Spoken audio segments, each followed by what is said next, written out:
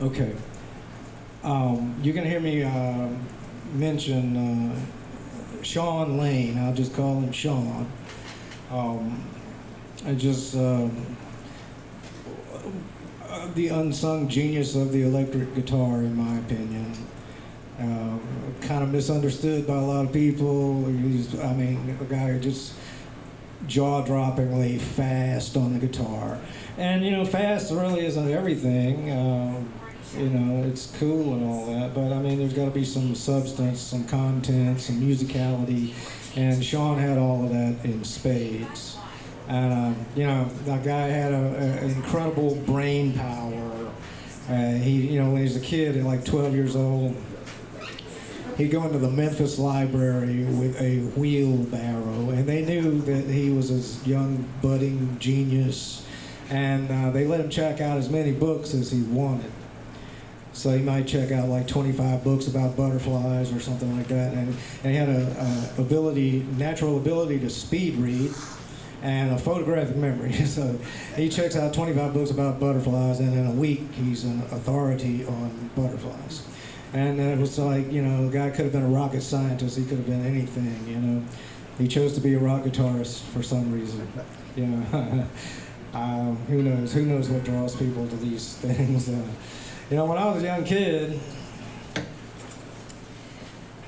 a really young kid, you know, one of my old music teachers said, Sid, I think you should pursue your dream of becoming a musician. After all, your family is already disappointed in you. So I thought about it, you know, and a week later, I went up to my dad and I said, Dad, I think when I grow up, I want to be a musician. And he said, son, you cannot do both. So here we are all these years later. I've been doing a lot of finger picking here. But I want to talk about picking, like with a pick.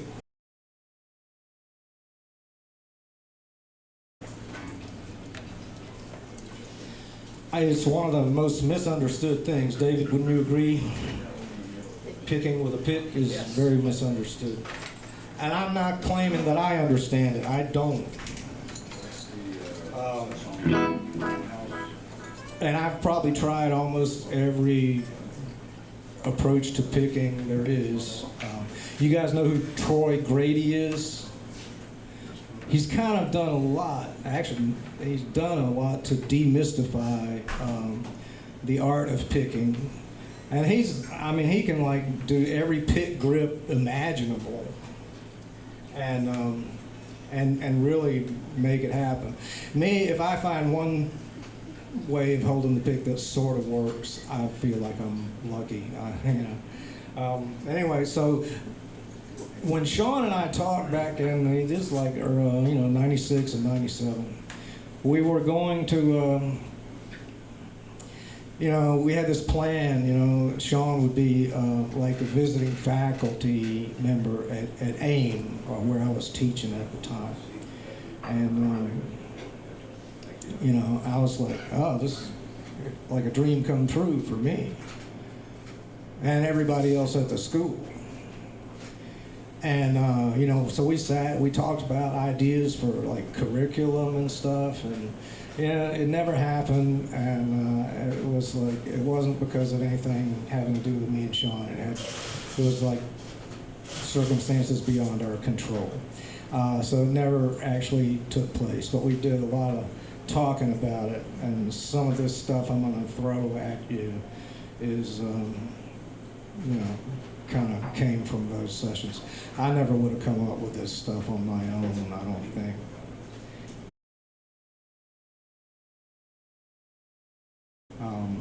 Anyway, so we have this idea of picking rudiments. Like drummers have rudiments. So I mean, David is like 40 rudiments or something on the drums. Yeah, something like that. So I started thinking, so drummers have sticking rudiments, and why don't we just have picking rudiments? And so I started making this collection these, I got all these binders, notebooks that I just spilled coffee on. So I don't know, I've written down, I don't know them all, but I've probably written down over like 200 picking rudiments. And I got like 14 of them on these handouts. We got, the first page is, we got 44 essential coordinations. That's for the left hand. And then next page we got 14 essential picking rudiments. So we got picking rudiments and coordinations. So these are kind of like the nuts and bolts of playing. And so with all these nuts and bolts lying around, you gotta build something, right? And so the idea is, I know a lot of people that feel like, why do exercises at all? Why not just play music? There's this great guitarist named Oz Noy who says, I can just jam out all day and it's fun, but it doesn't really give me anything. And I kind of feel like I've identified with what he's talking about. I feel like well chosen and well done exercises that are musical, not mechanical, like this kind of. I hate that. I mean, just like it might help you on some level, but it's not going to be anything you're going to stick with because it just sounds dreadful, right? So, exercises are good, but we need exercises that can inspire us, and be musical. So, the first thing,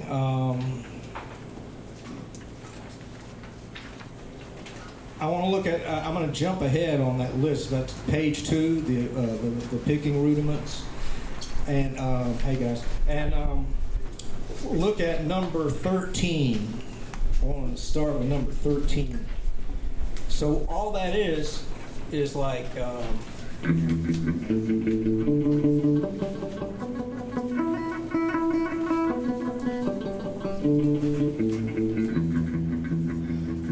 right? And a good entry level to make that musical is just to take familiar chords, like bar chords that you already know, and put them together in a progression. Say if you took Hotel California. So it's something that's got some chords in it, It could be like any jazz standard. It could be the Pachelbel canon. I'm going to do that in a minute. The Pachelbel canon, you hear it at weddings. And about at least 20 pop songs over the years have been based on the Pachelbel canon. Wow, we'll get that. But anyway, so if we took, and when if I get this into a commercially available video format, if I call it Hotel California, maybe they'll sue me, So I'm going to call it West Coast Lodge. West Coast Lodge. If you took those basic bar chords.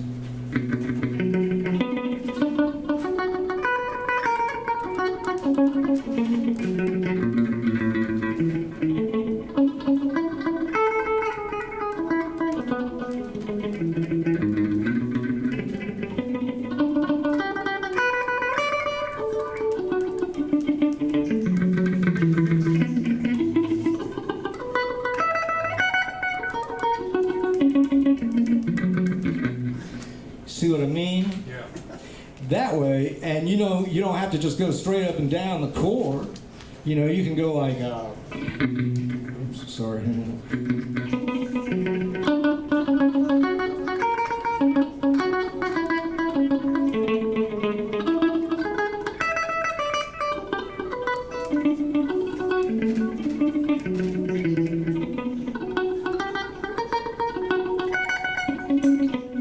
You know what I mean? So that's where the magic comes, because this is like, it's an exercise, but it forces you to make choices.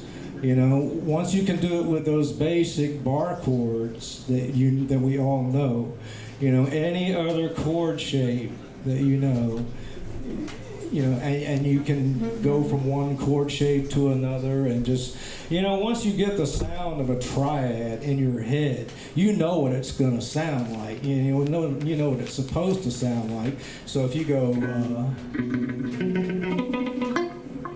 then you go, oh, wait a minute, that wasn't right. You go, okay, yeah, that's it, So the thing is, just get the sound of the triad in your head, and the best way to do that is like, just, sing it.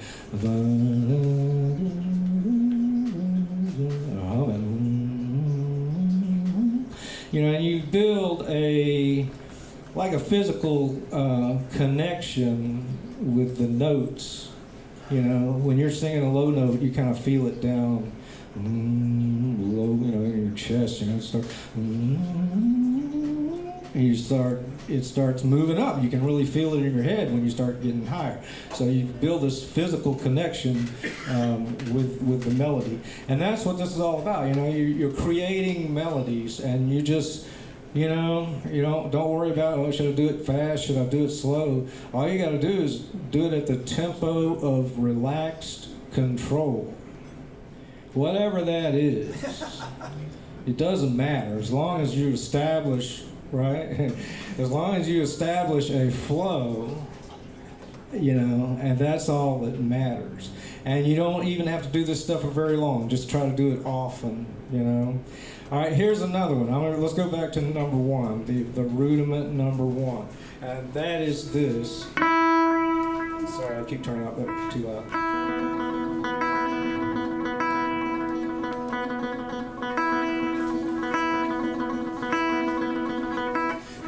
Another thing about this stuff, even, it can be looked at as boring to play them on open strings. I used to be like that. I used to not want to do anything on open strings. I was like, come on.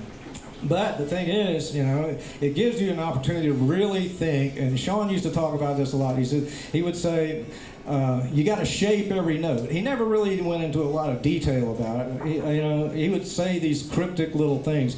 Studying with him was kind of like studying with the Riddler, from Batman. It'd be like, you ask him something, he'd give you this answer that was like, you had to go scratch your head and think about it for 2 weeks and go, oh yeah, I get it.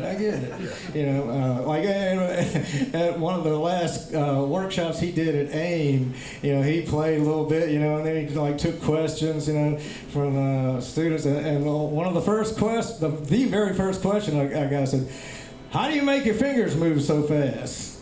And he said, well, I could tell you all about the fingers in 20 minutes, but it's really about the level of mental organization. And then he starts going on a tangent about that. He never gets back to the 20 minutes of telling you how to move your fingers. But really, it's not really so much about that. It's more like, find that tempo of relaxed control and shape every note. That's what you want to do. Shape every note to your subjective concept of what that note should sound like.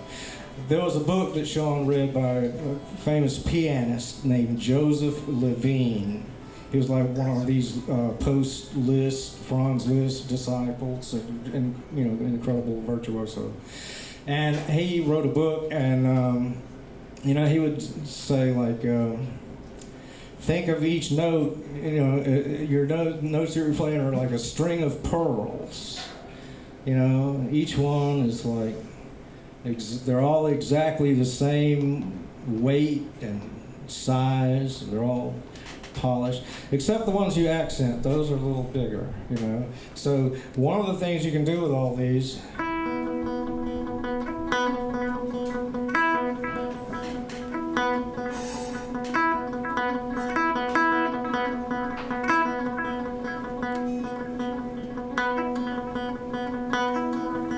Accent different notes in different places. That's really, really a good thing to do.